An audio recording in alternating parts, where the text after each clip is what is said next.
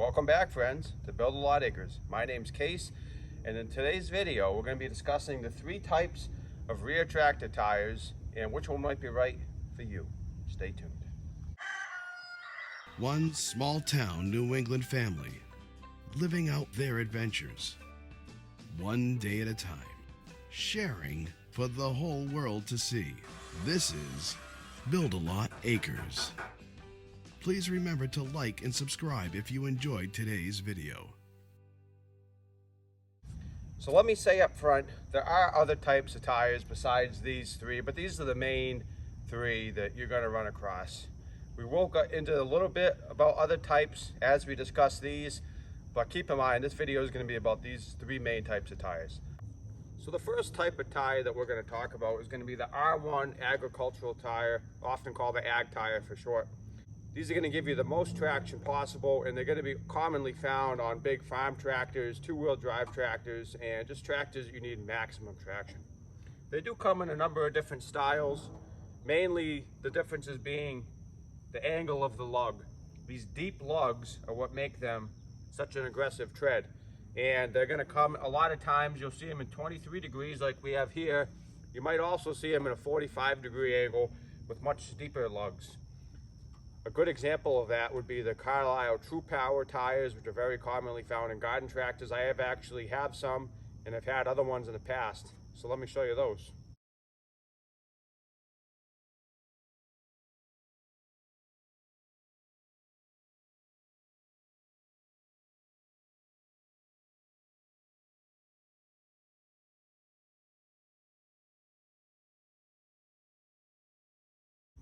So let's get into some of the negatives and positives of the R1 agricultural tire.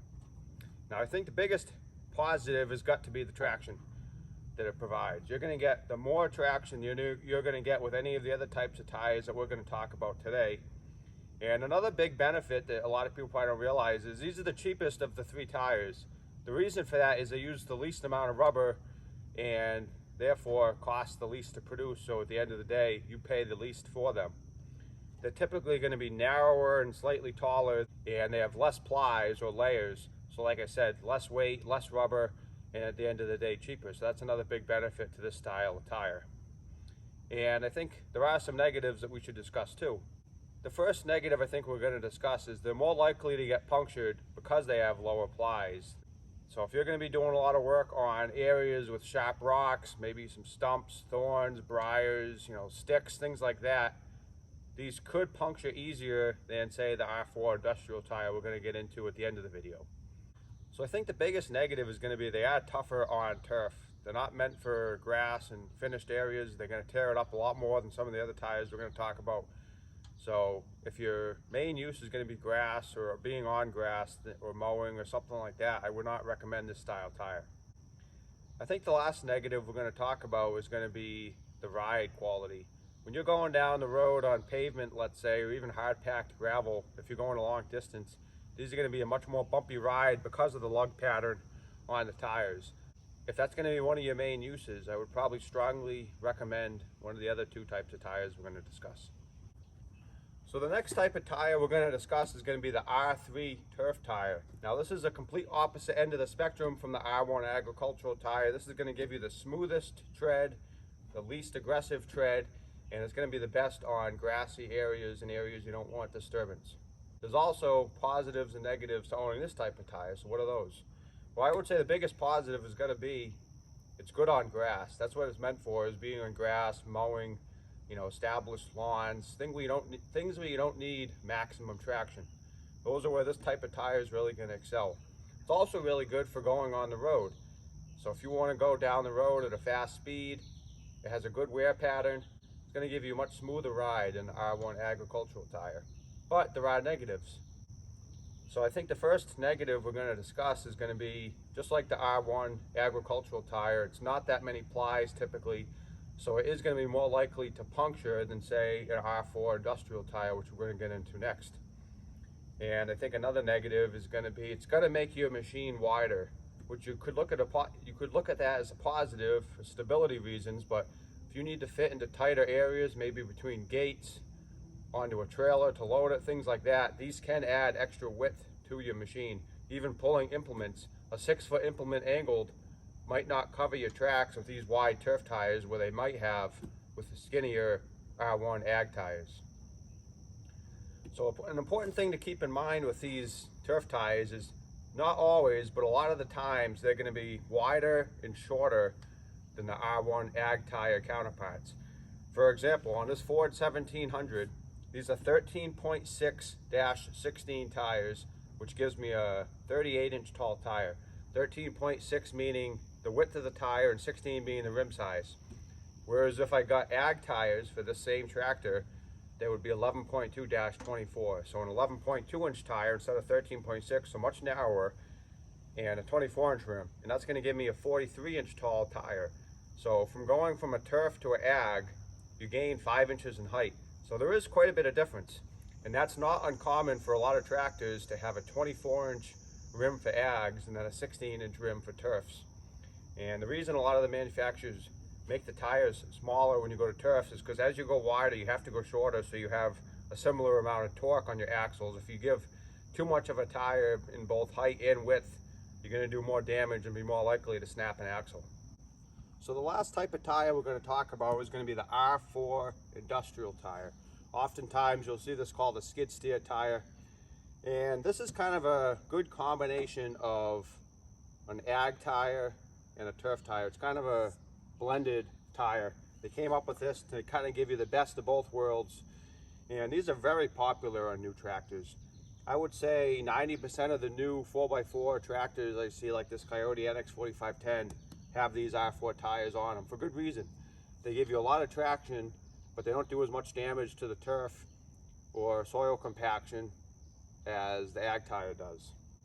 Some of the positives for this type of tire would have to be it's the most puncture resistant of the 3 types of tires we're talking about today.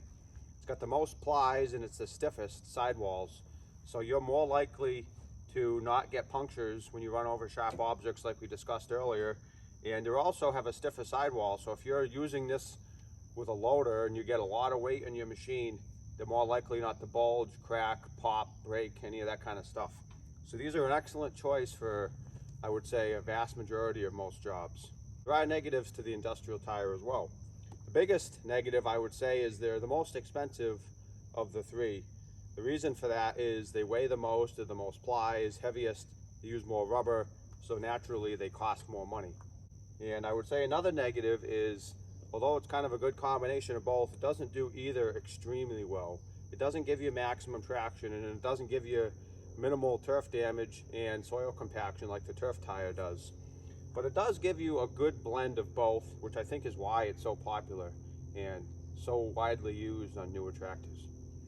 So now that we discussed the 3 main types of tires, let's discuss a few other ones you may be wondering about. Some of you may have picked up that I said R1, R3, R4, but I did skip a number. I skipped R2. And they do make an R2 tire.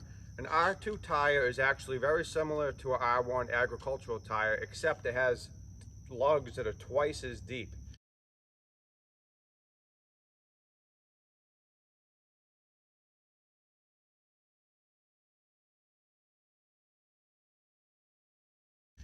Now these are going to be really commonly used on rice paddies, cranberry bogs, sugarcane fields, areas where you have really wet conditions and you need absolute maximum traction. And they're actually often called cane/rice tires. But you would see these often on like Japanese imports in the late 70s, early 80s. A lot of the little kind of diesel tractors from that time period from Japan were coming over with R2 rice paddy type tires on them. And like I said, they were used in really wet areas, so they needed that maximum traction. But I would say for the vast majority of uses, they're going to be way too aggressive. I'm going to say at least 95% of the time, you're not going to be able to use them. They're going to do too much damage. And they're just not really necessary for most applications, but they are a cool type of tire.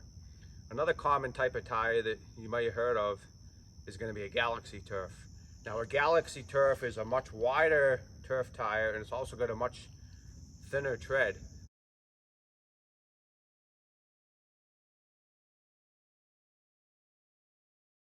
So it's almost bald, and it's much wider. They're really meant for golf courses and really pristine lawns and greeneries that you want absolutely minimal soil compaction and minimal turf damage.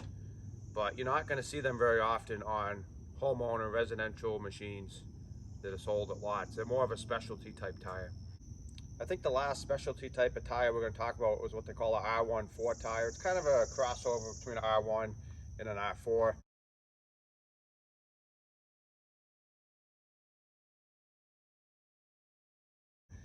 It's hard to describe how it looks. I'm going to post a picture on the screen, but these are becoming more popular on newer machines. And I think in the coming years, let's say the next 5 to 10 years from now, I think you're going to see a lot more of them on new tractors.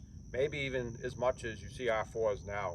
They are gaining popularity, and supposedly they give you better traction than an R4, but not as much as an R1. So it's a little more aggressive than the R4 industrial tires, but not as aggressive as the R1 ag tires. So I do hope you guys enjoyed today's video. Hopefully you learned something. A lot of you may have known this information. To some of you it might be new, but hopefully everyone found it informative and entertaining maybe at the same time. That's our goal here, and we will see you next time.